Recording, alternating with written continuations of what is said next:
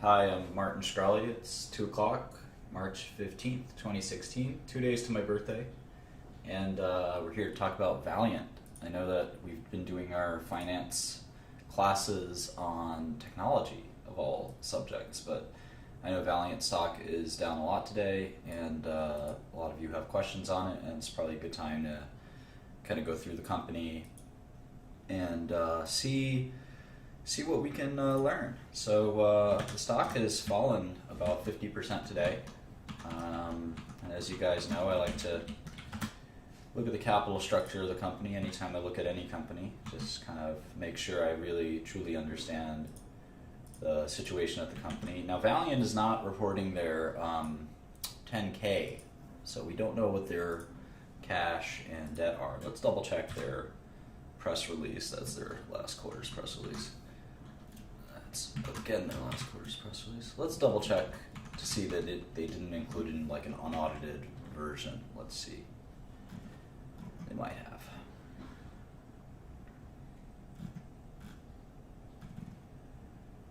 Yeah, here's a sort of an unaudited balance sheet which we can use. So let's take a look. Cash went down from 1.4 to 597, and debt is just went down about 600 million. So 30 billion, 65.4.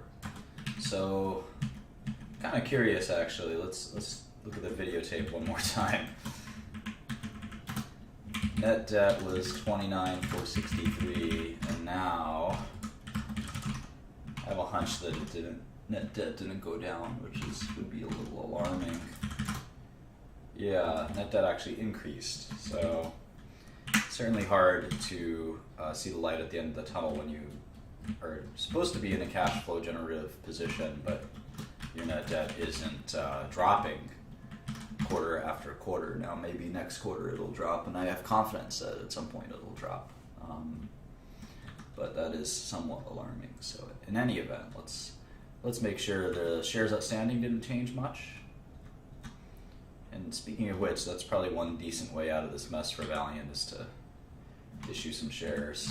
All right, shares used in per share computation, 349.9.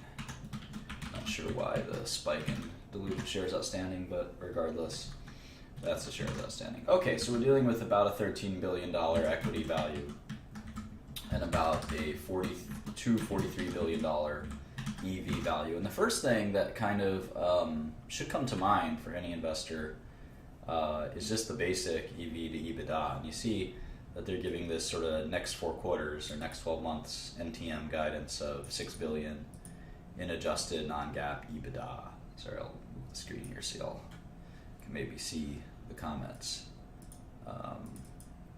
So in any event, I added both current and long-term.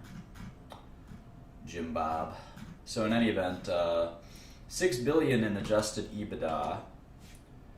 It just tells us that 7 times EV to EBITDA, which to me isn't an exciting multiple, right? Distressed pharmaceutical assets, you can usually get them for like 3 times EBITDA.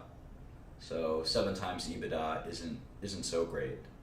And having said that, the portfolio of Valiant doesn't exactly look like distressed pharmaceutical EBITDA, and we'll spend a lot of time talking about that. But just on the face of it, just on the kind of extreme red face test, it doesn't appear that the stock's that cheap, even after a dramatic decrease in the stock price, which is somewhat telling.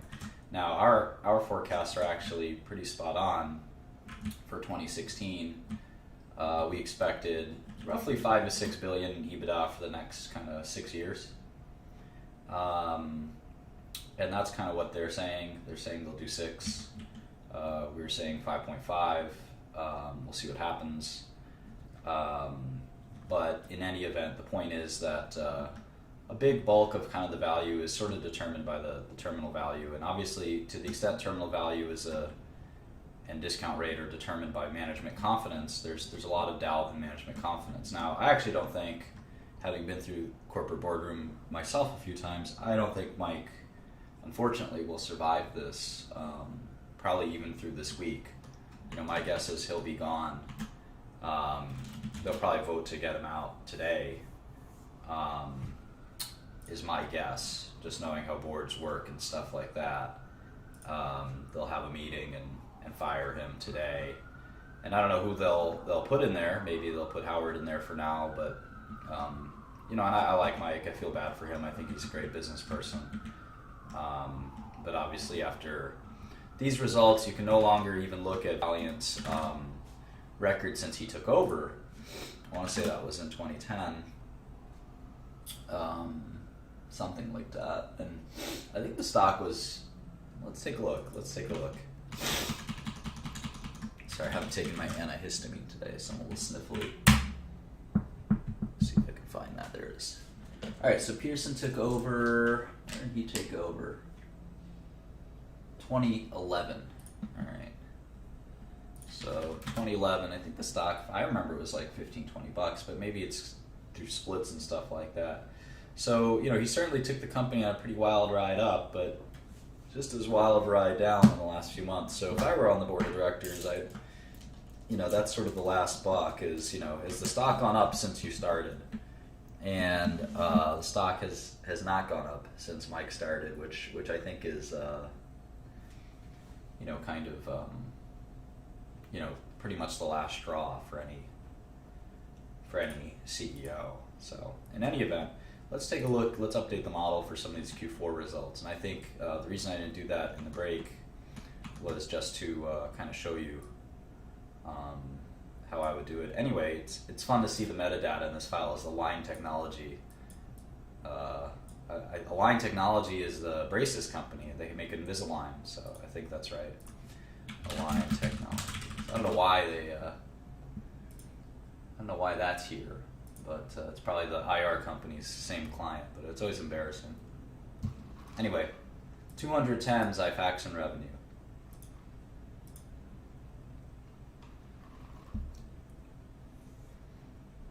Um, 210. So we thought there'd be sequential growth, and I think they led us to believe that, and we'll place kind of a marker there, because I think that they gave some guidance around that. It was kind of vague, and you can see that IMS is in fact no, I'm not short Valiant. Darren Del Signor. I have not traded Valiant stock in probably over a year. So in any event, let's go to IMS real quick, just because I think there's some interesting data here. So if you look at, and I have two IMS files because I think IMS actually changed some reporting stuff. So let's take a look. All right, so Q3 to Q4, we had 7 or 8% sequential growth. So to see 7 or 8% sequential decline in reported revenues is pretty, well, it wasn't a decline. Let's see. It wasn't. To see any decline is a little surprising. We got a 5% Xifaxan sequential decline despite a 8% sequential growth. So obviously stocking changes would account for that, but still disturbing. And I think if you do back out the Q1 guidance, it's even worse. And if we look at Q1, let's see. Well, we don't have much evidence for Q1 just yet. We've got January, which looks sequentially flat at least from first month. It's obviously hard to divine anything by the first month, but Q1 at least tracking so far. 1/3 of the quarter is in. We'll know February sales pretty shortly, I think. Here we can get weekly sales. I have those numbers as well that I can add. So in any event, that's sort of Xifaxan. Let's take a look at Jublia.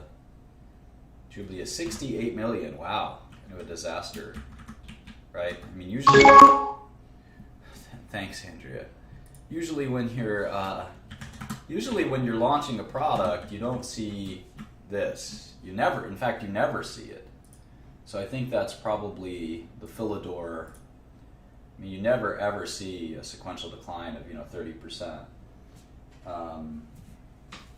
Hang on, I actually have a date tonight for the first time ever. I don't know. You guys have to teach me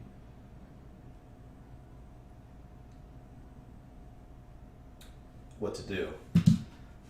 Just kidding. Okay, so yeah, the fact that you'd have this huge sequential decline in revenue is kind of alarming. 36% decline in Jubilee revenue quarter over quarter in the middle of a launch quarter, or in the middle of a launch, right? This product launched 4 or 5 quarters ago. I've never in my life seen that kind of a decline in the middle of a launch. So very bizarre, very truly bizarre. So don't know what happened there. Probably Philidor changes, maybe. And then again, if I'm a wholesaler or something like that, I probably am not too excited about stocking Valiant products while all this kind of controversy is going on. So that, that certainly contributes to the softness seen in these 2 quarters. And I'm not going to focus too heavily on the quarters because I think the vast majority of the value of the company is in the tail, as is with most pharmaceutical companies. And as Xifaxan, I'm just going to have to reevaluate kind of growth here, and we know that there's a generic on the way, or on deck, as my favorite rappers would say. And so what that tail looks like is unclear, but certainly by 2025, I don't think Xifaxan is a valuable brand. I think that's fair to say. And then you end up having kind of a small pharmaceutical business. At maturity, you have a small pharmaceutical business, and it's kind of mishmash of stuff that they probably should start divesting to focus on something else. You don't have that big of a consumer business. You have this derm business, and again, derm, what does derm really look like over time is unclear. It seems like if you want to be a real cynic, a true cynic, you could say that derm was and again, I'm being really cynical here, it doesn't reflect how I believe, but you could say that derm was kind of a loophole business that Valiant exploited really well. Not too different from price increases and stuff like that, where you can get this excess growth from temporary excess growth, if you will, from this business plan, and that business, including these sort of very expensive, and very not kind of medicinally important medicines would be kind of taken up in this fashion. So the question is, will derm decline faster than this? Is a good question. So you have this small consumer business, kind of a small diverse pharma business, and then you have Bausch & Lomb. And what's kind of funny is, certainly Bausch & Lomb is worth something, but we still have an enterprise value of $42 billion, so we have to figure that out. And then you have kind of a big foreign business, which again is somewhat unclear. So if you just take a really conservative look at it, it's a $2 billion EBITDA or $4 billion EBITDA company at maturity. The question is, what's the growth profile at maturity? And I think that's something that's hard to tell. You sort of kitchen sinked all this stuff, but you also don't have any brands, so you shouldn't expect growth. You shouldn't expect generic erosion. So if you look at sort of a negative 5% maturity, 7.5% discount rate, I get that the stock is not that attractive, right? $50 per share versus the current price of $37. But let's keep digging in. We have a long way to go here. I'm probably gonna stop at 4 p.m. So just so anyone wants to budget time. All right, Wellbutrin of 93 million. So Wellbutrin is one of the great puzzles of life. How this old multi-source generic drug continues to do well is shocking and amazing. I still can't quite figure it out. But Wellbutrin had a decent quarter, so go figure. Xenazine went generic last quarter. In fact, I almost got into that market. So their Xenazine dropped quite a bit. I think it went generic last quarter, so I'll look that up in a second. Provenge, where's Provenge? 77 million. So Provenge is hanging in there. Provenge is a weird product. Many of you are familiar with Dendreon, the company that went bankrupt that Valiant acquired. I'd be curious to see what their margins are on it. Dendreon had a very hard time. Very, very hard time getting good margins. All right, Solidyne somehow dropped off their top products list. Is that right? Or did I miss that? Where is it? I must be missing it. How could it not be here? 26 million. What? 54, 61, 57, 65, 66, 26? Is Wayne Brady? No, I'm kidding. I don't know if you know that Dave Chappelle skit with Wayne Brady, but Wayne Brady plays a pimp in that skit, and one of his distributors comes up short. So this was a very bizarre quarter for Solidyne. 54, 61, 57, 65, 66, 26. It's very, very bizarre. 75% sequential decline in Solidyne. Kind of tells you that, you know, a lot of their, and that raises the questions. Yeah, exactly. Does Wayne Brady have to slap a? So, you know, we've been expecting Derm to grow, or at least not shrink dramatically. Maybe now we're realizing that without these tricks up the sleeve, that Derm isn't really Derm's not gonna grow. Derm's gonna shrink. And yeah, I'm saving this, and it'll be uploaded. It'll be uploaded. So if we make Derm shrink, which is fine.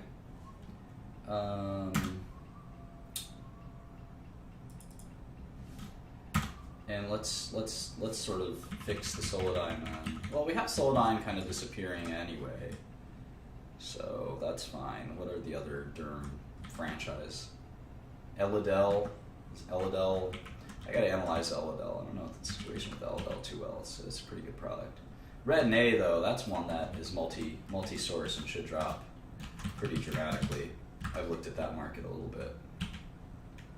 Carac and Zian are kind of similar. Let's take a hammer to the Derm business.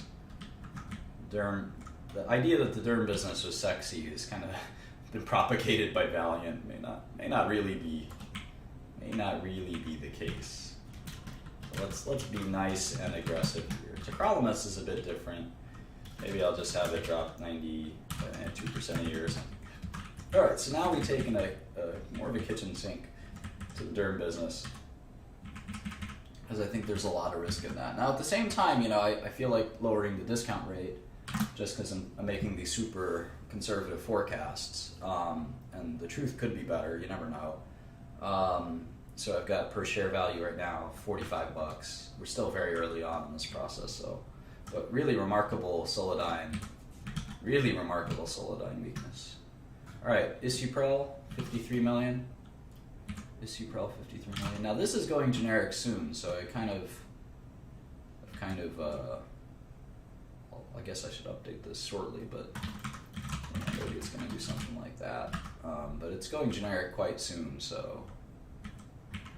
Isuprel is, at least. I don't know if it's going to be this quarter, so maybe I'll push it out. But NitroPress, let's look at that one. NitroPress. Is it even here?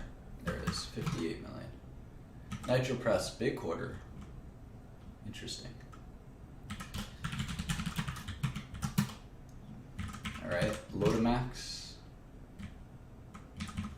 43 million. Looks in line. All right, everyone's favorite, Glumetza, 86 million. Now Glumetza, I don't know if it went generic yet. I should check. Lupin launched in February, so Glumetza is probably, well, maybe it launched, I don't know. Glumetza should be dead on arrival. I've taken it out of my model, but I don't know. The minuscule tail. All right, Aprizo. 31 million. Okay. Looks similar to last quarter. Carac, 21 million. That's pretty soft. Huh. All right, Ziana. Wow, Ziana's they're not even reporting it. Let's see how small. The smallest drug they're reporting is 20 million, so it was sub 20 million for Ziana. So, I don't know, maybe the best possible thing was it was 19, but that's sort of a declining drug at this point. Very weird. A lot of weirdness here. Ofloxacin, also not reported anymore.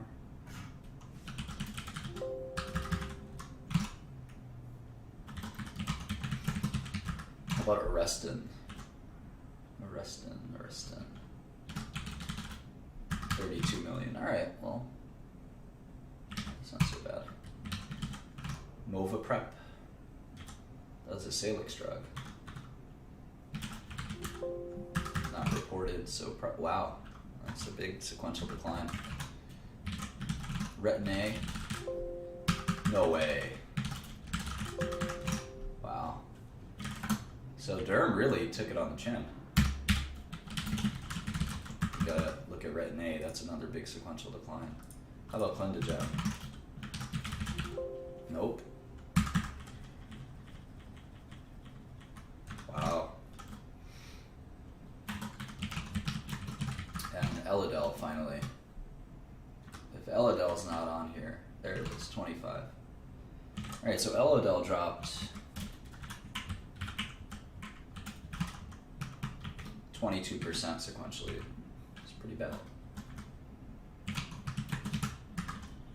Cupramine, my favorite. 27 million. Alright, Cupramine's a steady Eddie.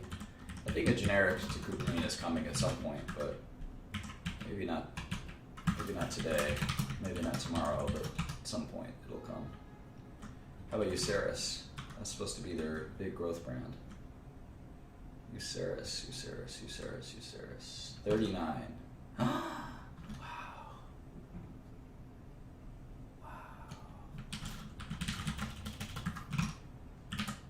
Holy smokes.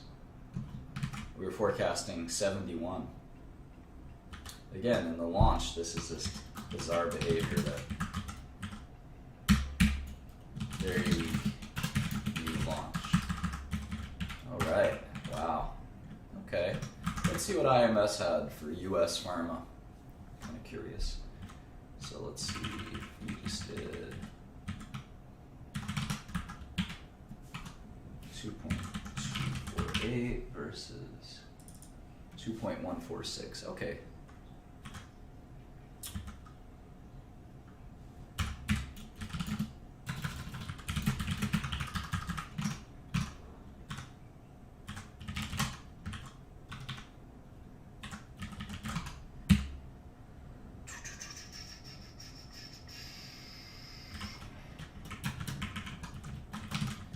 Alright, so it sort of tracks IMS relatively well, maybe except for some stocking issues.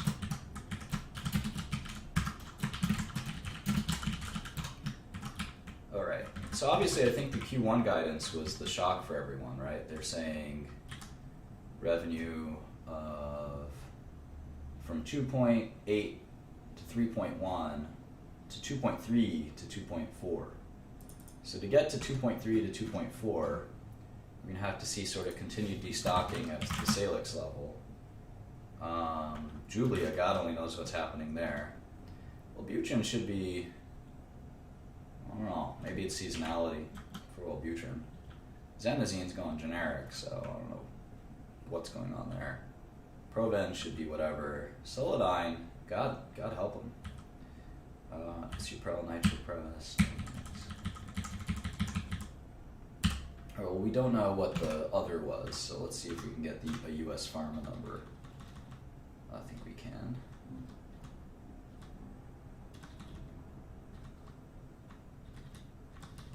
Let's go to the quarterly report. Product sales. I wonder if did they give up on segment reporting this quarter? That would be alarming if they decided to do that. No, they didn't. Okay, good. So, US Pharma, 1.9 billion. And that's roughly what we got here. We gotta make some small nips and tucks, I think, but that's probably about right. Okay. In fact, we can calculate the other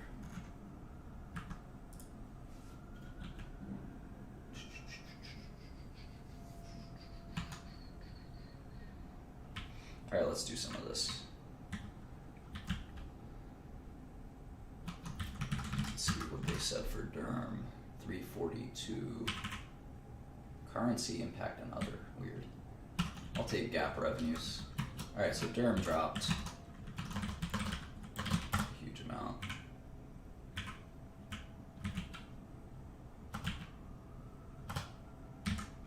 How about consumer? Consumer's going to be the one valuable brand. It's like $600 million in annual revenue. It's probably worth what, $2.5 billion, something like that. Let's see, ophthalmology, RX. That was the Bausch & Lomb pharma business. That's probably still worth something. Contact lenses, surgical. These are all surgical. Actually grew quite nicely. Neuro and other. 557.5. That seems off. We'll keep looking. So maybe all the weakness came from Derm and GI. Oncology. Oncology is just programs, right? GI 509.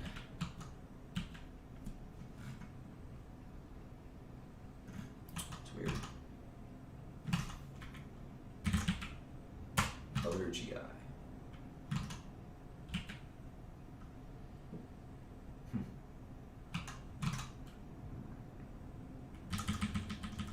Alright, let's do this rest of world stuff.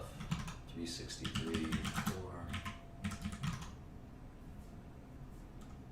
We'll get back to the interesting stuff in a second. Emerging markets, very good quarter. LATAM and Asia, pretty weak. Right. So, gotta do a little more nips and tucks on the income statement, but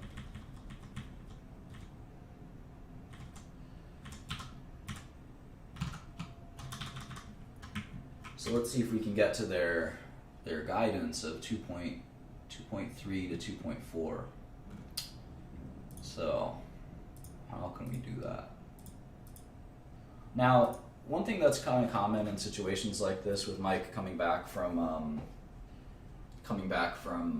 medical leave, is this concept of quote unquote kitchen sink, or a reset. Sometimes when businesses are having trouble, lowering expectations to the most bottom kind of level is sort of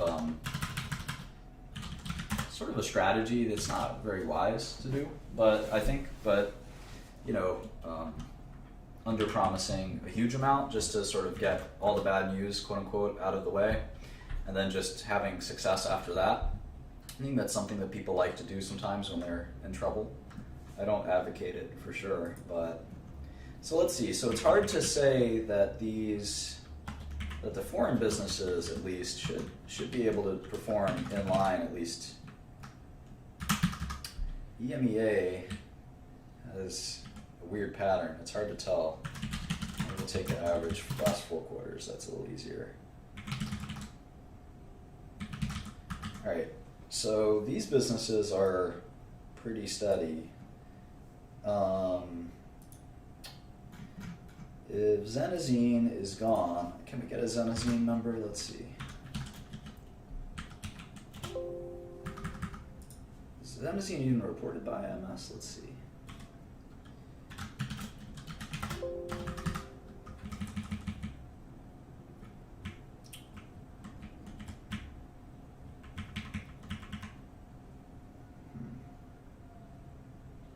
It's weird because if you look at first month over first month of quarter, you actually have 17% sequential growth. But they're telling us that revenues are going to decline by this enormous number, right? 2.3. Revenue is going to decline by 15%, but IMS is telling us the US part of that is at least growing 17%. Now, they have February and presumably most of March, and we don't. So we don't know what February looked like, but stocking is probably the big issue. So maybe Xifaxan gets hammered even further. Maybe Jublia, maybe the just stocking will go down to a bare minimum. It just seems unlikely that that number is achievable, or it's going to happen. Let's see. And maybe it's this kind of other section that's going to get hit. So we can get to 2.5 and be realistic at least. Let's see. Without kind of consumer and other stuff like that falling, it's hard to see them doing 2.4 billion. So maybe they are kind of under promising and over delivering. Maybe that's the concept that they're gonna try this time. So we'll see. But Xifaxan's kind of the problem with Valiant is that they don't really have any franchises that are valuable, right? I mean, Provenge is not too valuable. Lotamax, let's look at Lotamax. That looks like it's going to be the biggest drug at expiry. So what the heck is Lotamax? Let's go. I'll show you a cool website that it's called Drugs at FDA, and it's kind of the best website for checking out FDA approved drugs. So let's see. Lotamax is a loteprednol. It comes as it's a Bausch & Lomb product, so it looks like it's an ophthalmic drug. Comes in a few different forms. I think it's could be a beta blocker by its name.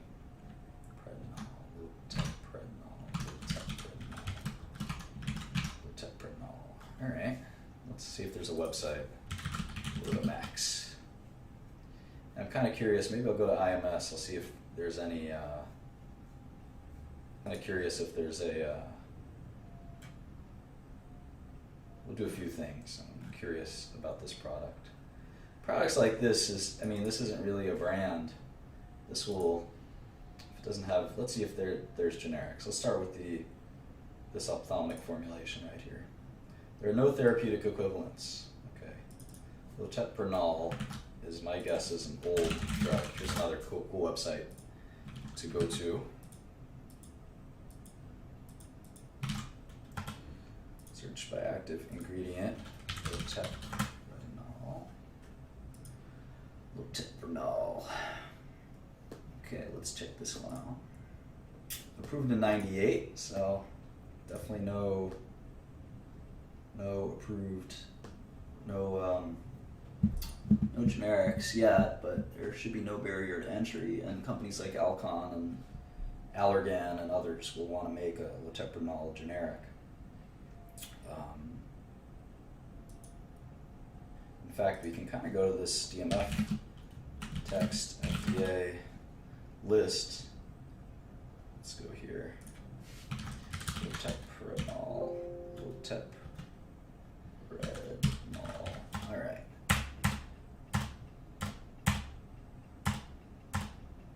Crystal Pharma filed a DMF in 2014. Pharma Bios. All right, so at one point or another, this thing will go generic. So Lotamax, and again, this highlights my kind of issue with Valiant is it's kind of whack-a-mole. Every time you think you've got a decent franchise, this thing will probably be generic by the time, before you know it. So this ain't gonna hold the company. How about Uceris? Uceris is like, the problem with Uceris is it just had the worst quarter ever. So who knows what's going to happen to Uceris? This was supposed to be a huge product. What happened? It's supposed to be a huge growth product. So maybe Uceris will be a $200 million franchise, but that's not much relative to enterprise value of $40 billion.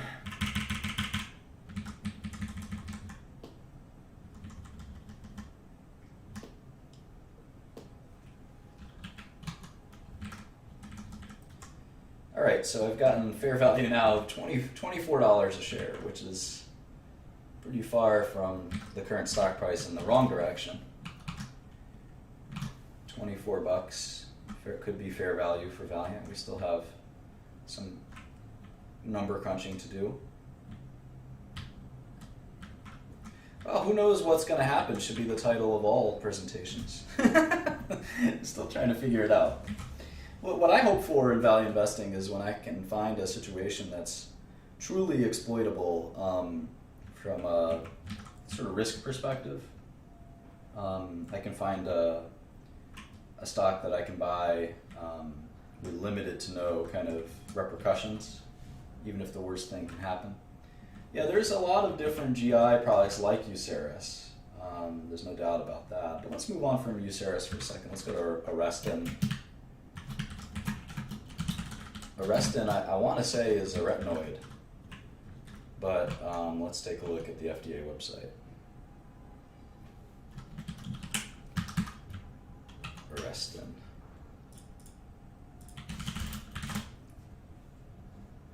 No, it's minocycline, which is minocycline powder. That's weird. Minocycline is a very common antibiotic. So I think this is like the dental version, maybe.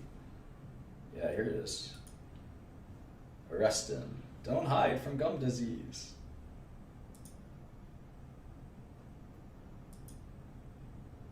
So it's like a gel that you put in your gums.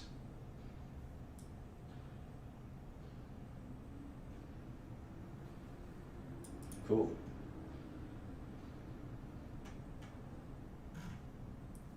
That's pretty neat.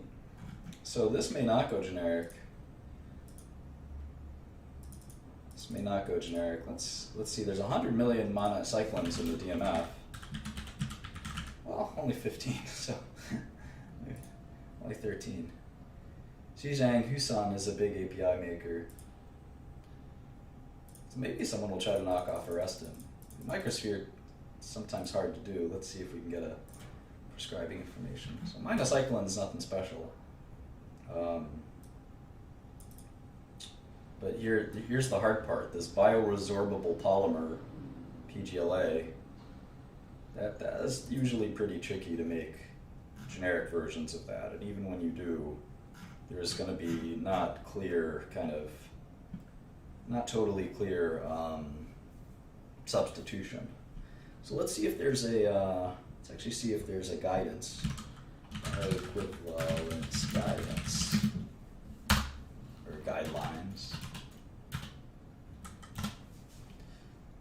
Let's see if there's bioequivalence guidelines for Arestin or active ingredients. So that's minocycline. This is kind of a cool website that the FDA has as well. There's a bunch of these. It's pretty neat.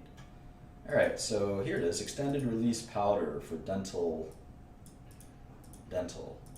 So it looks like someone's trying. Let's see when the guidance was recommended in March of 2015, so that was last year.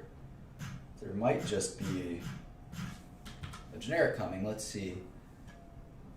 Okay, so they expect bioequivalence based on a clinical endpoint. They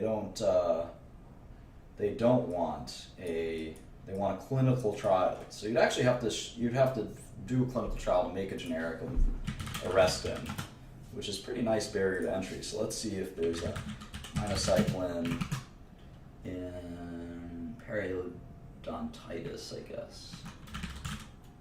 I don't know how to spell periodontitis. Let's see. Titus. Oh. Good guess. All right, let's see. Doesn't look like there's a clinical trial, at least. So yeah, pretty cool. This is a nice little product. The only question is, again, is this the kind of product that Valiant's kind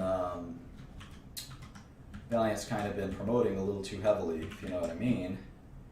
And they had it's been about 30 million a quarter. They had a weird $52 million quarter. Maybe they stocked it or something, but this is a nice little product for sure.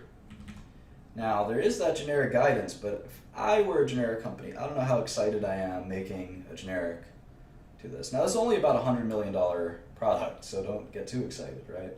But between that and Uceris, you got two. I mean, it's kind of sad when you're looking at a $40 billion company and the best drugs are $100 million drugs. I feel terrible for these guys almost. Wellbutrin's kind of like the mystery for the ages, right? Xifaxan is so weird. I mean, Allergan's coming. And Jublia is going to be generic soon. And it's hard to trust their growth at all, so it might make sense to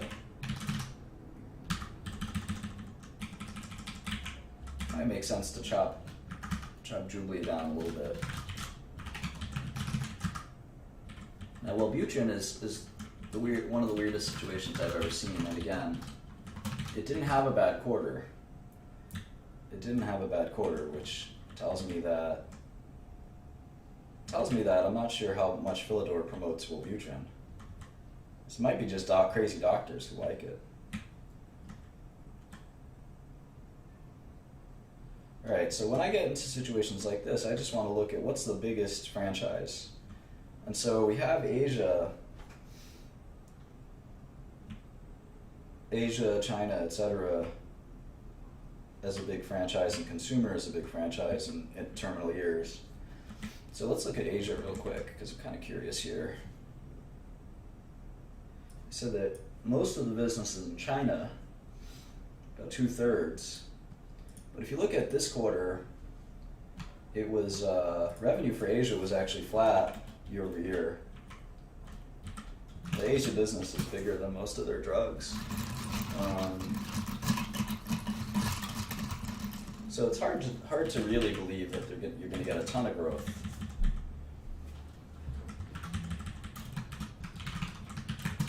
Hard to believe that. So maybe be a little more conservative on Asia. So now we're at $20 a share for Valiant, which is unfortunate.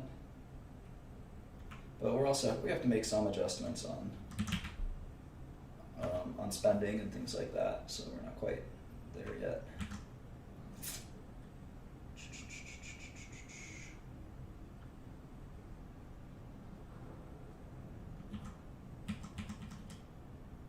No, maybe we are. This looks pretty reasonable, actually. They're going to have to start paying taxes at some point. Probably not until they're in a cash position.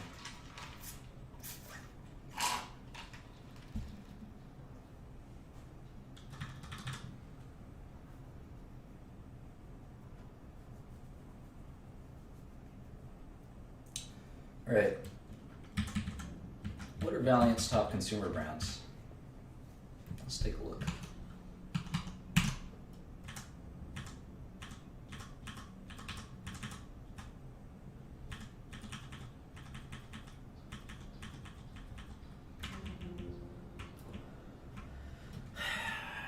So this is U.S. consumer. Did 155.9. So I'm guessing this is Bausch & Lomb stuff. I'm guessing it's Bausch & Lomb stuff.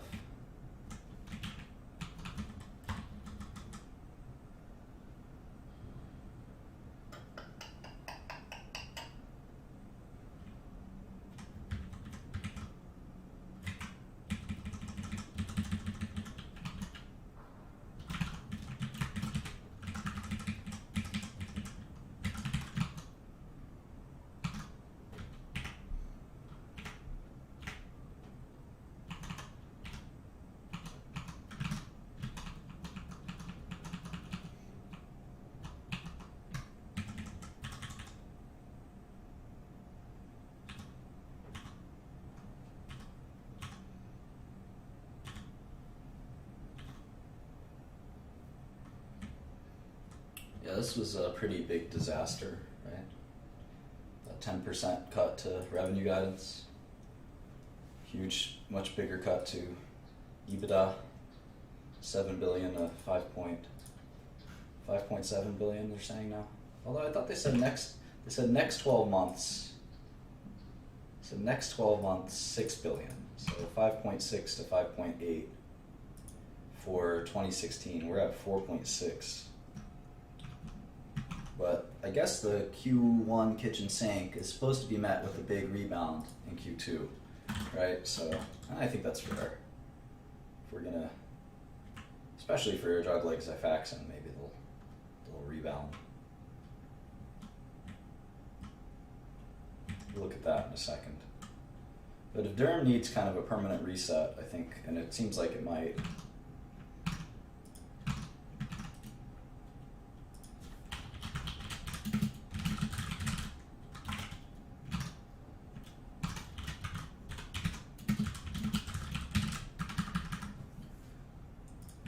Let's see.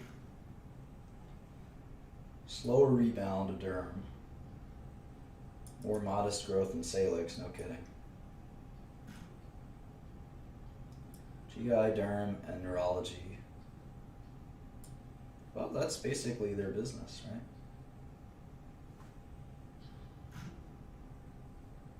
Double-digit growth for GI, Dendrion, Dentistry, Contact Lens, and Women's Health. Single-digit growth in Derm. That seems unlikely, given they just had some other major Derm franchises drop 70%. Now maybe Brodalumab will do well, but I don't think so.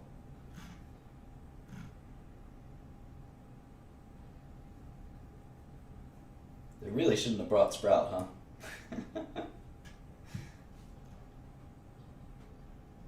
That would have been a nice $1 billion to have in handy, come in handy.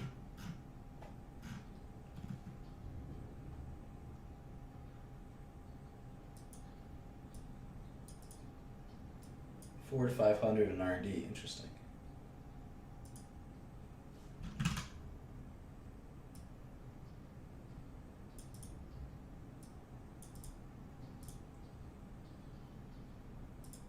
Cash interest expense. All right.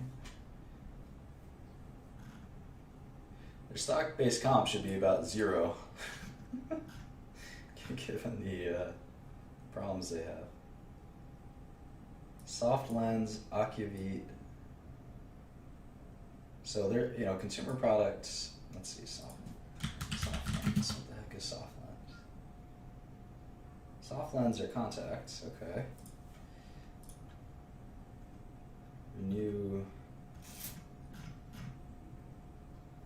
Trying to figure out what exactly is in consumer products. If it's all Bausch or not.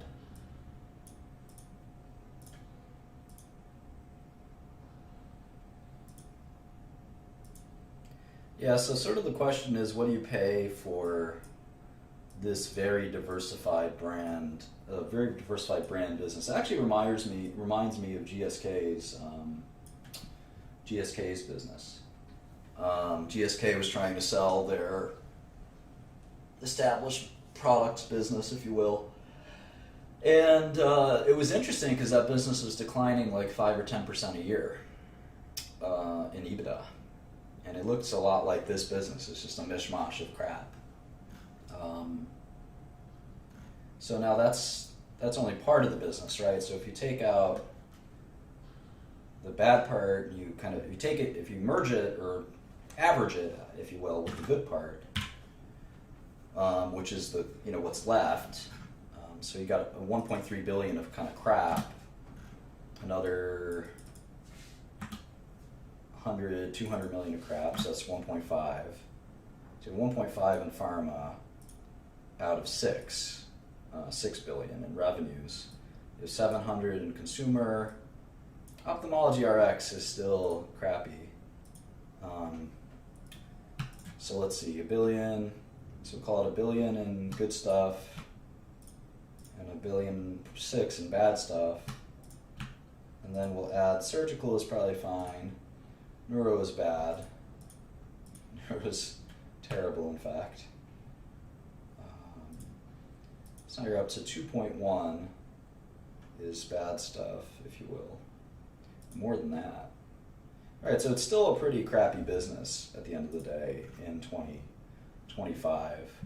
These brands don't really shine through in 2025 any more than not enough to, I think, offset the. They're not offset by the these businesses, which I don't know what the landscape for emerging markets pharmaceuticals will look like in the next decade or two. I don't think anyone knows. And there's some excitement, but there's also reason to be skeptical. So you have this consumer business where I don't think the tail can wag the dog, because you've got really just a few billion of kind of consumer non-pharma. And even that non-pharma, quote-unquote non-pharma, looks awfully pharma. And it's small. It's only 1.5 billion out of 6. So 75% of Valiant at terminal value is still kind of this hodgepodge of tiny brands. Which, again, if you've looked at these tiny brand portfolios, and I've been at auction for some of them, they're not really easy to value, and they don't typically get good auction value, just because they're all over the place. They're all a mess to manage and things like that. So maybe Valiant's is short. Who knows? We have to keep looking. Again, the surprise, I think the big delta here is just kind of the realization. I think what's happened today, basically, was we now have to question whether Derm, which is a big part of their company, whether Derm was just smoke and mirrors, basically. Right? Our valuation before was like $60. And now today, it's $20. Because, I mean, we just basically have to ask ourselves, what is Derm is it just a big kind of farce? When Solidyne goes from 66 to 26, I mean, Derm isn't, it's only 10% of revenue, so. Let's take a closer look at Xifaxan. Let's do that, let's start there. So I have the old IMS,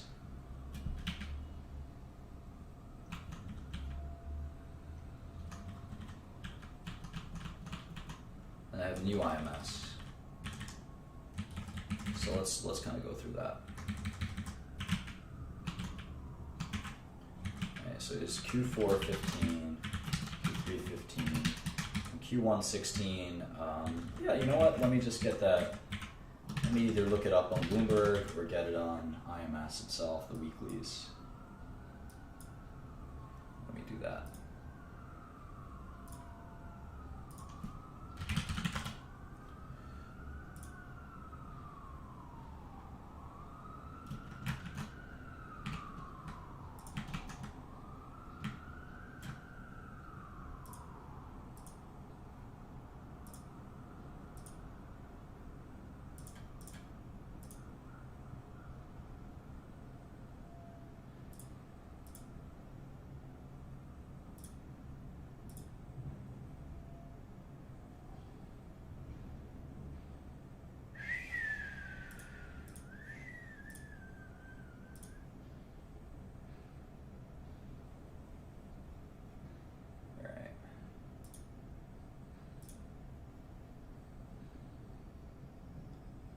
Let's take a look.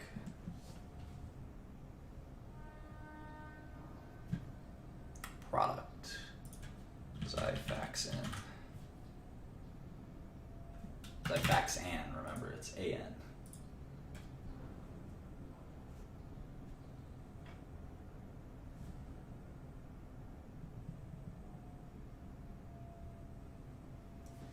All right, so let's look here.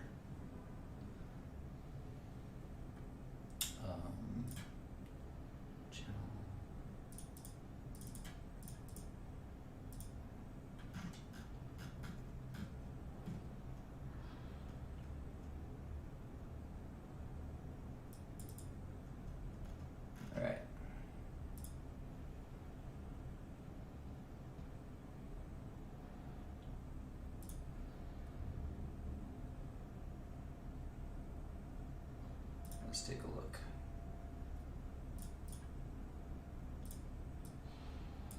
All right, so how is Xifaxan doing lately? What's the best way to do this? Let's take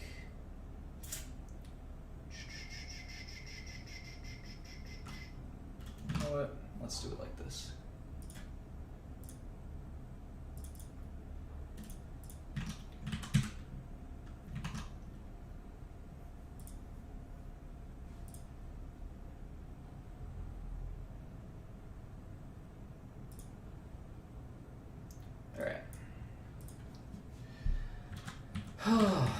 Alright, so let's see, equals sum. Now IMS is that's the week ending 3/4, so week ending 1/8 is the 7 days prior. So let's just do the count as well. Make sure we don't mess this up.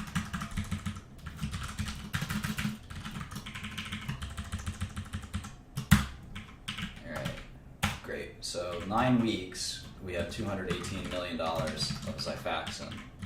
So we take the 9 weeks, let's take 9 weeks ending, or starting to be apples to apples. So Q4 starts in September. No, Q4 starts in October. October, November, December, right? So this is the best apples to apples. 9. Okay, so Xifaxan grew. Xifaxan grew 4%, which sounds sequentially, which sounds reasonable.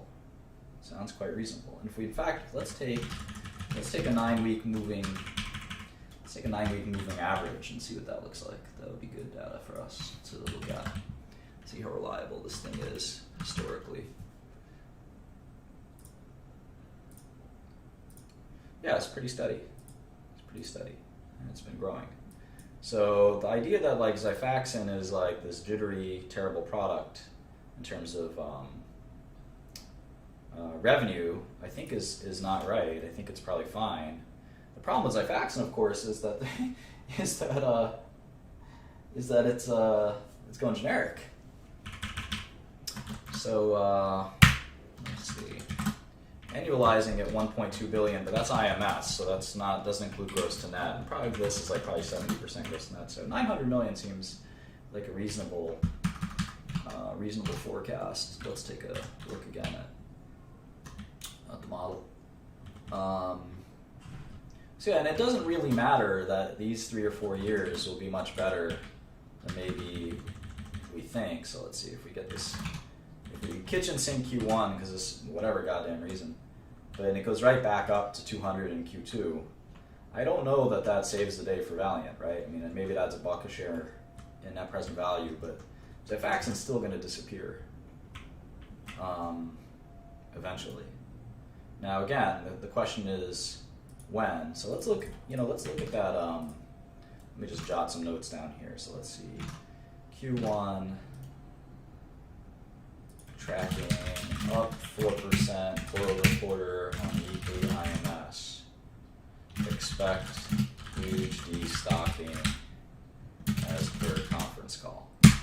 Okay, so Q2 we maybe see the rebound, maybe not. Maybe it'll happen in Q3 or Q4, but it doesn't matter. I mean, a little bit of earnings in these years doesn't make a difference to the NPV, and that makes intuitive sense. Whether this number is 700 million or 800 million or 1 million or 2 billion is not going to change the cash that shareholders will one day claim, and that's sort of the way I look at businesses. Now, obviously, if the directionality of it is going to make a difference, then that's important. That's more important in tech businesses and consumer businesses. In pharma, we have usually finite ends of life cycles. So at the end of the day, life cycle matters quite a bit more than near-term revenue.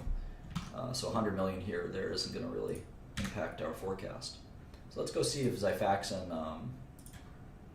that Allergan clinical trial, is one of the best websites, whether you're in medicine or not. Let's see if that Xifaxan, what's Xifaxan's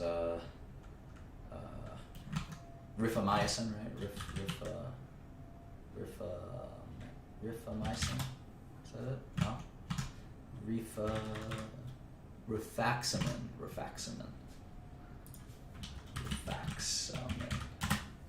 All right.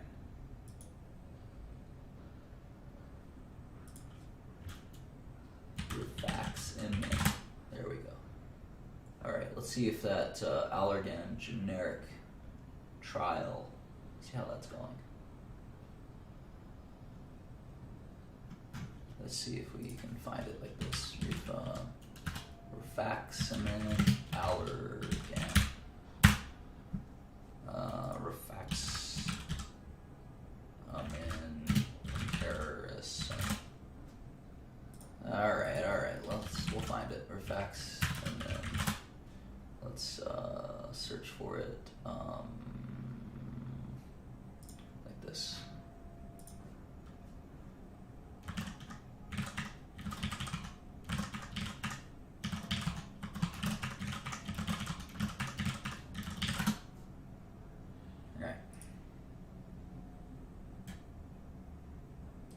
Here it is.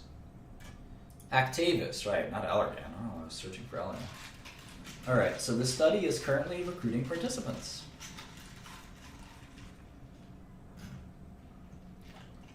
Study started in October, 750 patients. So let's see, when this trial is done, they will file, and FDA is making it a point to approve first-time generics even faster, which I think they've always done, for what it's worth. But Xifaxan's not going to be around much longer. I don't know if Valiant has any life cycle plans, but smart of Salix to sell, right? So now I have it in 2020. I wonder if that's due to IP. Let's go back to Orange Book.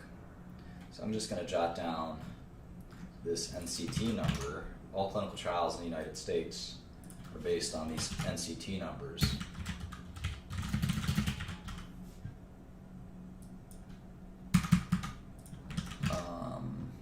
Let's go to Orange Book. Let's see if there's any BS kind of... I think there's a paragraph 4. Let's go to the paragraph for certifications, actually. Yeah, I think that's how I got the 2020. Let's take a look at the paragraph 4.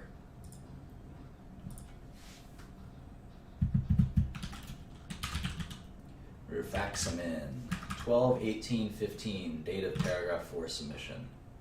12/18/15, 12/18/15, 12/18/15. Now that's weird that they filed the ANDA without the outcomes from the bioequivalence study.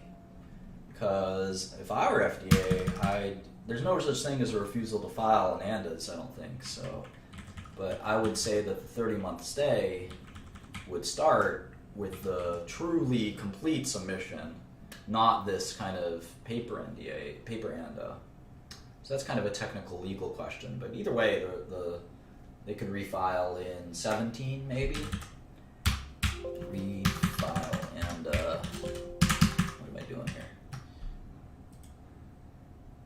Refile ANDA with the results. So if you take 2017 and you add what is the stay? It's a 2.5-year stay, right? 30-month stay. You could get a generic approval in 2019 or 2020. Let's look at the patents, though. Let's look at the patents.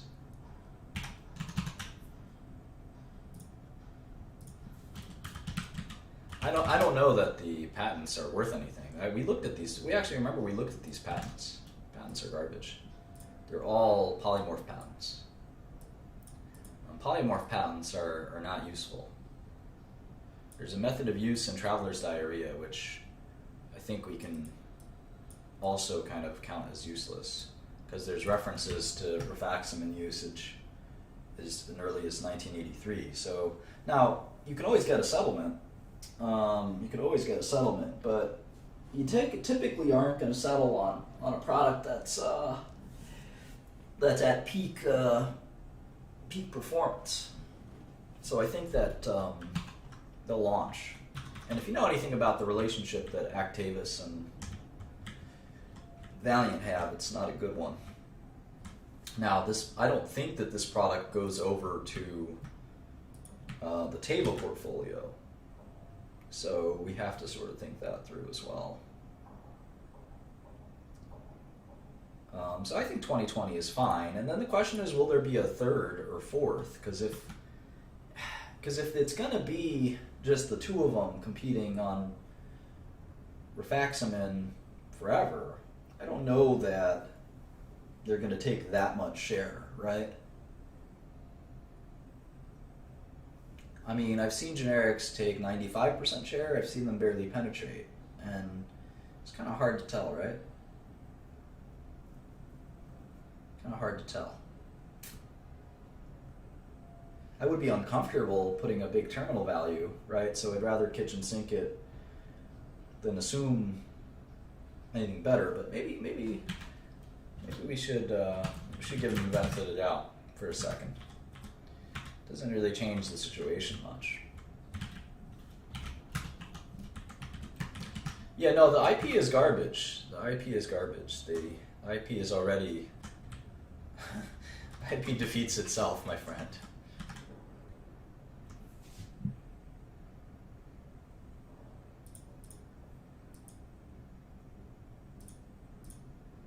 Jublia will be gone. So Jublia also had a terrible quarter. Do we think of Jublia as Derm? Do we count that as Derm? Yeah. So Jublia had a terrible quarter, presumably because of the Philidor changes as well. So the outlook for Jublia is pretty bad, and the NCE expires in a few years anyway. So Jublia will be basically gone. I can't see Wellbutrin still being a major. I mean, I can't see Wellbutrin's just hanging in there. It's just, I'm so skeptical of it. Alright, Xenozine's generic. Provenge, I just think the standard of care will change. Celadine is finally dying the death it's deserved for a long time. Nitropress and Lotamax will go away. Aprizo's a Salix product that is gut-based, so I don't think there'll be a generic anytime soon. Arrestin we discussed. Cupramine should disappear. Cupramine should basically disappear, so should Cyprine. Ay.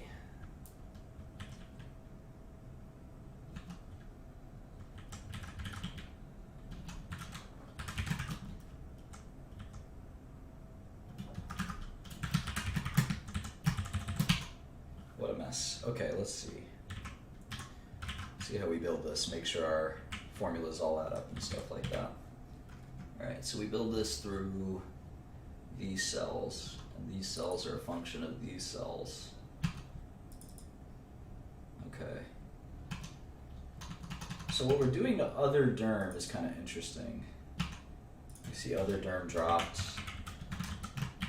23% sequentially, and derm dropped 34% sequentially. So clearly the Philidor changes were meaningful and maybe not even fully annualized, fully realized, maybe is a good way to put it.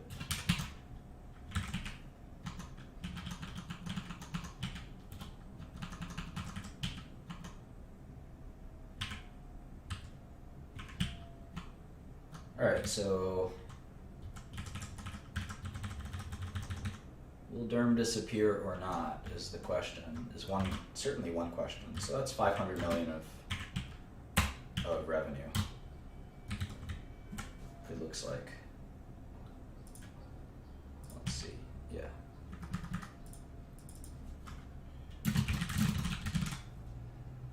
It's a little confusing the way I've written it. Consumer, I'm not even sure what's going on.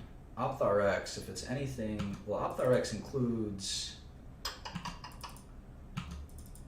should include stuff like Lotamax, for instance. So that'll probably shrink. Contact lenses will be fine. Surgical will probably be fine. Neuro and other is kind of the problem child, because neuro and other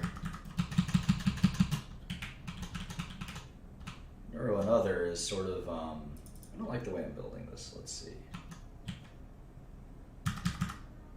Neuro and other is Wellbutrin, right?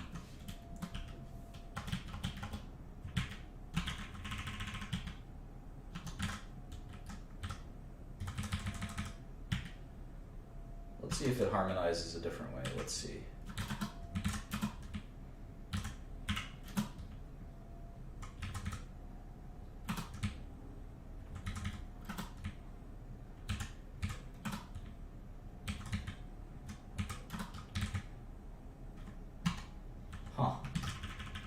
That's interesting. Hmm.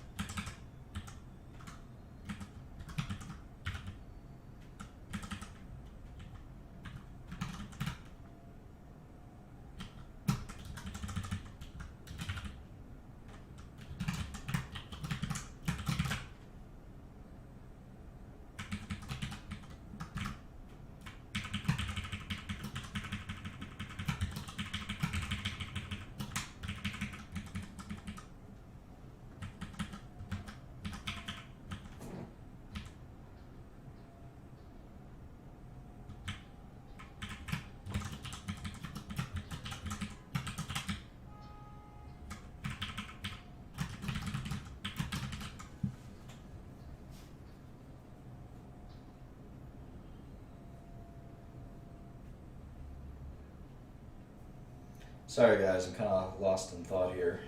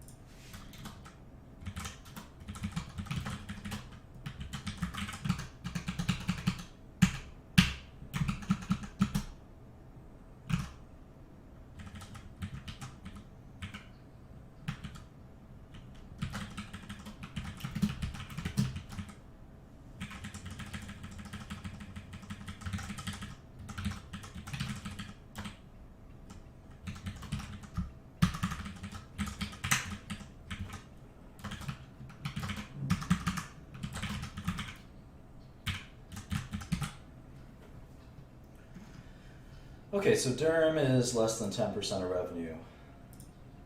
So to break down the business, you'd say consumer is the end stage Valiant, right? Is consumer is 10%, Durham is 7%, Asia is 9%, LATAM and EMEA are 18%. The rest of the world is 19%. So it's large. I mean, if you just look at ROW, it's like 50% of revenue is just rest of world sort of general. I think total GI is going to be an important way to look at the business. So they said GI last quarter was 509. I actually think that's a useful way to think of it. I like the way they kind of, or at least the way that I originally built this out. So let me make some adjustments real quick.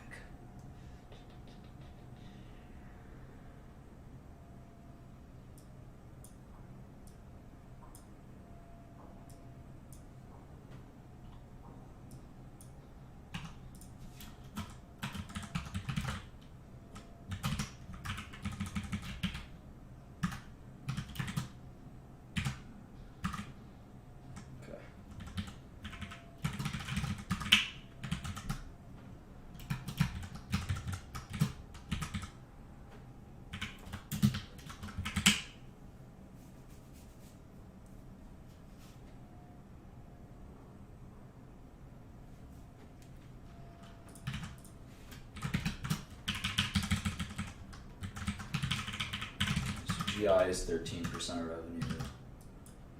Neuro and other, the mysterious business is 10% of revenue. It's pretty diversified. Just a lot of diverse bad stuff. And I don't have a lot of visibility into this. Half of revenue is just kind of very mysterious, decentralized, kind of poorly run, I think, by a lot of people's accounts. Like the LATAM and the Asia business, I think a lot of people say are not that well run.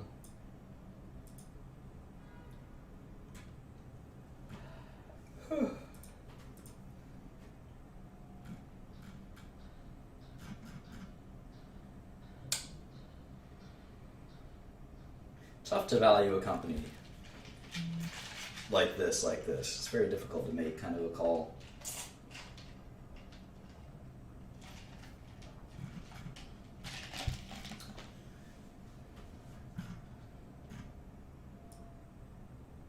I mean, I think these are real revenues. Let's see, what did they report last quarter? In this kind of non-US, let's take the non-US business at 900 last quarter. Maybe TTM, 3.3 billion. We still have it clocking in 3 billion in 10 years, which is pretty reasonable. So half the business probably has a maturity profile, kind of a weighted average maturity, since that is kind of driving quite a bit of this analysis. So weighted average is, well, this is probably like a 0% maturity, right? It's probably pretty steady. Although again, I can't tell you what the business looks like. It's a lot of kind of low-priced foreign products. I don't know what the outlook for products like that are until 2025. It could be growth, it could be shrink, it could be neither. Pretty difficult to predict. Now for pharma, I can tell you that this stuff should decline pretty briskly even. Just do a bit there. So that's -5. That's definitely negative. Surgical should be flat. Contact lenses should be flat. Ophthalmology RX should decline. Consumer should be flat or growing, maybe even growing. Derm should be a decline.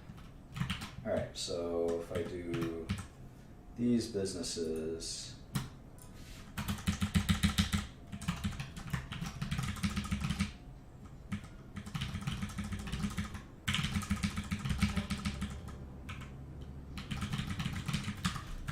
what percentage of revenue I've got. 95. Where's the missing 5?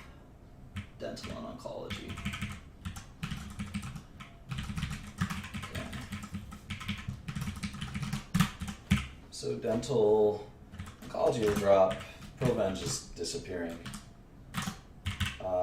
Dental, that's mostly Arrestin, right? So I don't know. Eventually they'll be a generic.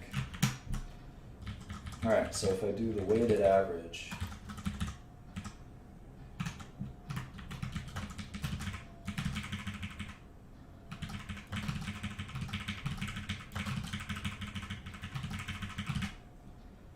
weighted average,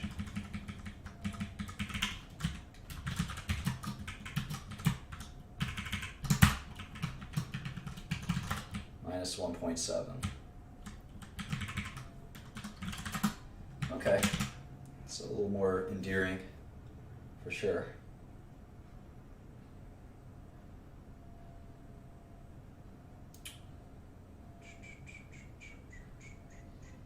Well, I don't really know what's going to happen to that foreign business. Maybe it's conservative to say it'll decline. Kind of curve fitting a little bit here, but I feel exactly comfortable. I'm starting to split hairs quite a bit, which I don't want to do.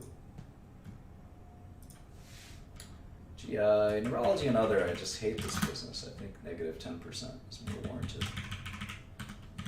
Everything else is probably fine. Derm. Maybe derm.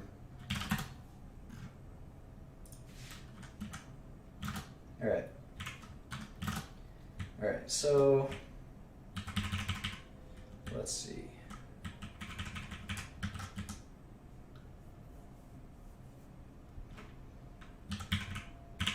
%70 margins, I think is probably fine. Still a very pharma heavy business, although you could see that margin drop. We have to study that for the next time. Is this realistic?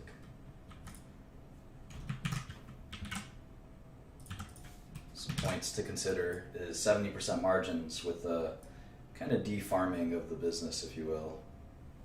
Realistic. Is a discount rate of 7% okay? I think given the uncertainty, it's probably fine. We usually use something less than that, like 5%. But we're also really kind of cramming down on a lot of the numbers, which is probably warranted. But all right, so $37 a share. Maybe that's my best guess right now. Still more work to do.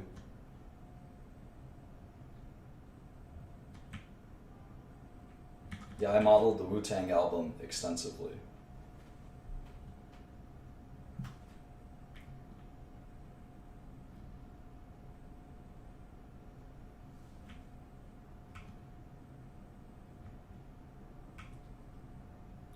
So yeah, so maybe the gross margin is just too high. Because LATA, your foreign pharma has lower gross margin than normal.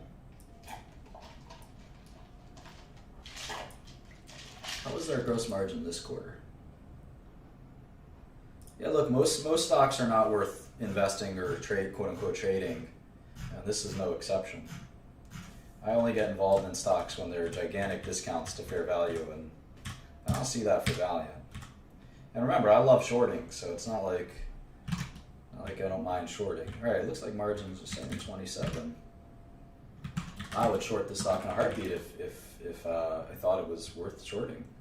All right, so margins of 73%, exclusive amortization and impairments. So those are GAAP.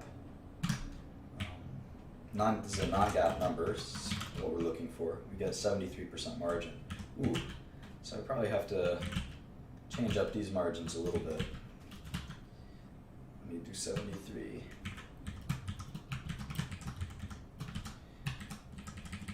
All right, so $30 on margin changes, and then profile of the business. Profile of the business is if we take these guys as a percentage of revenue.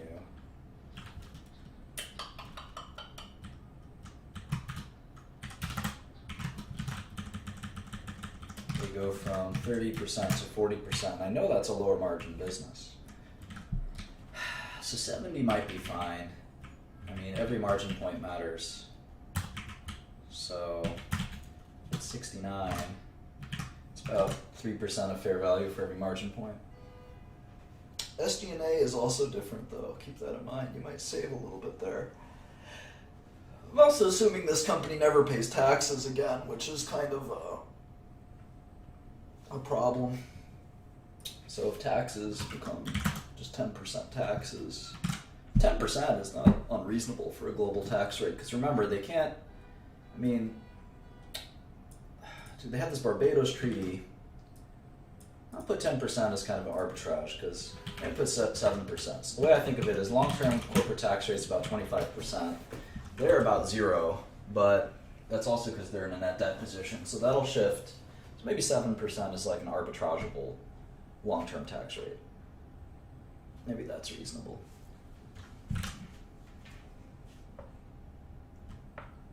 Okay, so $28 a share. That's my best guess. $28.37. All right. Well, I hope you found that helpful. I got a lot more work to do. A lot of forensic detail to examine here. Certainly, Xifaxan is one of the largest drivers, but the other big driver is just what is this foreign business? And I've actually got a foreign IMS, so let me get that out. Actually, let me get that out. It's called Midas, I think. I don't know how accurate it is.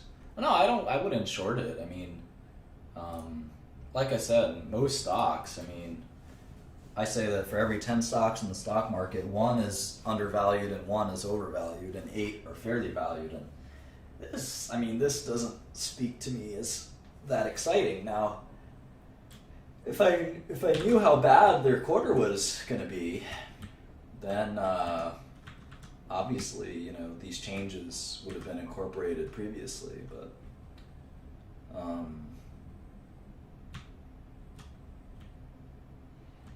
no, I don't think it's a short.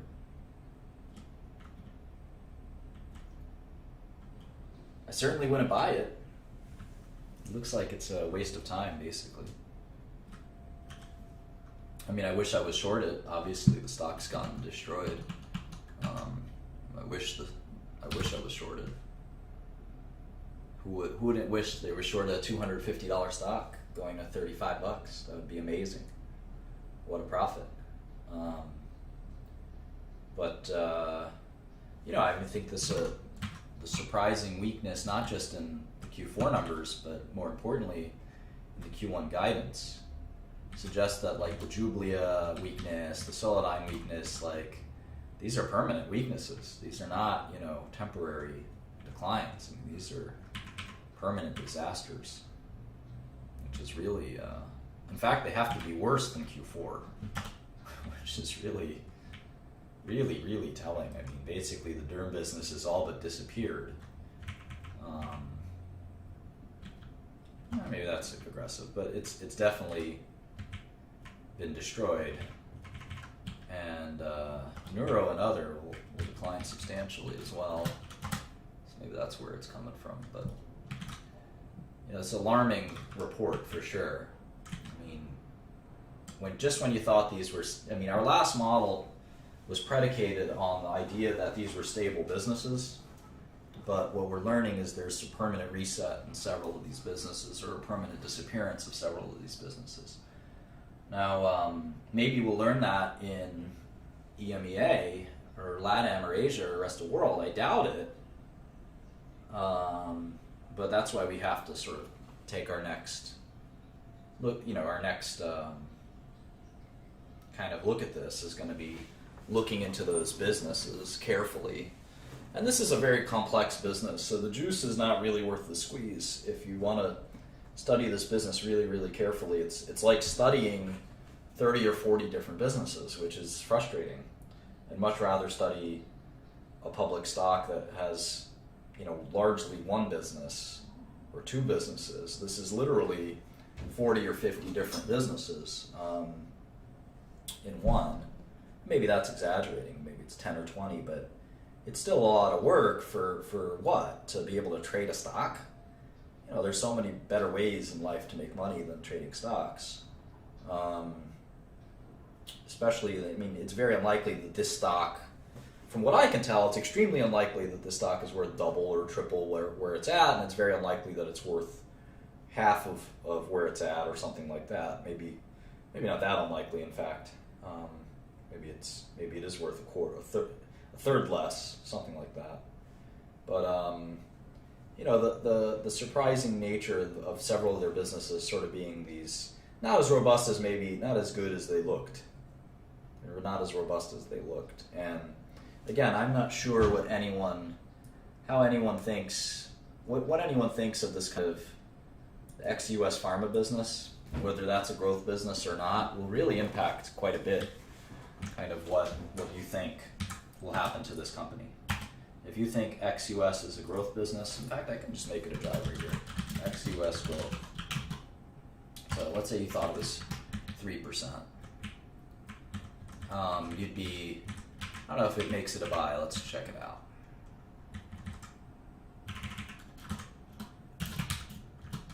This is kind of an interesting way to do it.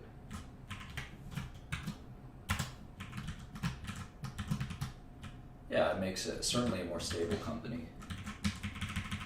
If you think the long-term growth rate, I think the long-term growth rate of any business being close to 3% is unlikely, but that's just been my experience.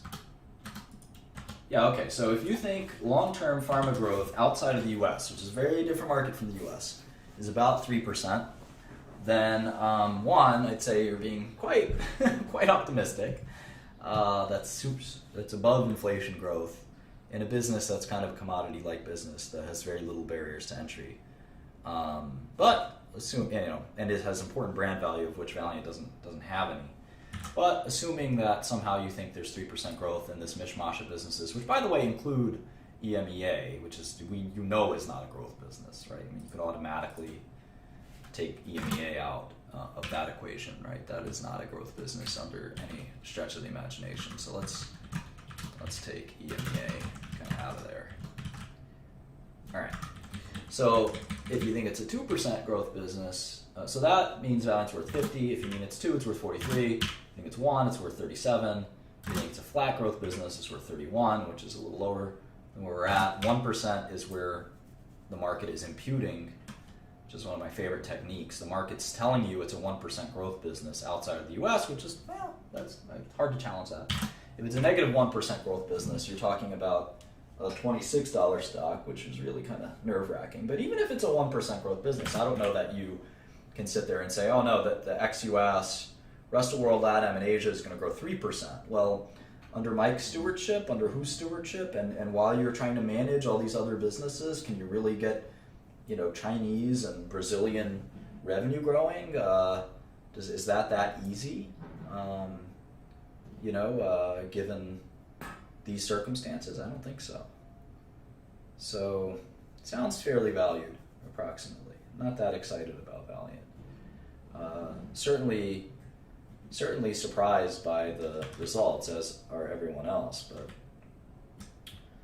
assuming kitchen sinking, the derm disappearing and stuff like that, it's still not cheap, which is the hope. The hope in all this exercise was that we would find that after kind of throwing away several bad businesses and having a 50% decline in the stock price, that there would be a buying opportunity, but I don't really see that. If I take a 6% discount rate, which is not crazy, and I think there's 2 or 3% growth in ex-US, ex-Europe, pharmaceuticals, maybe you can get back to $60 a share, which is, that's worth buying. It's kind of worth buying the stock. But, at this point, my discount rate is like close to what I would give like a Procter & Gamble, let alone a Valiant, right? And my terminal maturity growth rate is kind of reasonable. And, I've only got margins at 70%, which, arguably these are going to be lower gross margin profile products than that. I'm assuming they pay 7% taxes in perpetuity, which is, I would assume global governments over time will change that. Having said that, they obviously have this Canadian thing, but, VAT taxes is a way to get around that. VAT taxes may increase over time. So any of those things could limit the ability to make money in the stock. And I'm giving them some liberties by doing a couple of these things. So, more realistic is, 6.5 or 7% discount rate, and keeping Johnson & Johnson, Pfizer, and Merck at 6%. Because obviously if I gave, I have to give them, it's the same way we do T plus 50 or T plus 100 for treasury bonds, we have to do J&J plus 50 or J&J plus 100 for Johnson & Johnson. So it looks like it's fairly valued. I don't think you make much money buying it. I don't think you do well shorting it. But I also said that a few months ago. So I didn't know that derm was a big facade, I guess. That if you were smart enough to say, no, your model's wrong, Martin, because derm is just smoke and mirrors, well, hats off to you. You made a lot of money shorting the stock. I gave derm the benefit of the doubt. I thought Solidyne, it's a $50, $60 million product. If you know the Medisys company, it's been a $50, $60 million product forever. Oh, now it's a $20 million product per quarter, obviously. And you see the same thing with Jublia. You see the whole thing with derm. And then I think the next shoe to fall will probably be Wellbutrin. Right? Wellbutrin's got to go at some point. So, but again, if you kitchen sink it, this is sort of what I'm doing here. And, it's about fairly valued and not that exciting. So anyway, that's my Valiant analysis. I hope that was helpful. I'll be around a little while longer.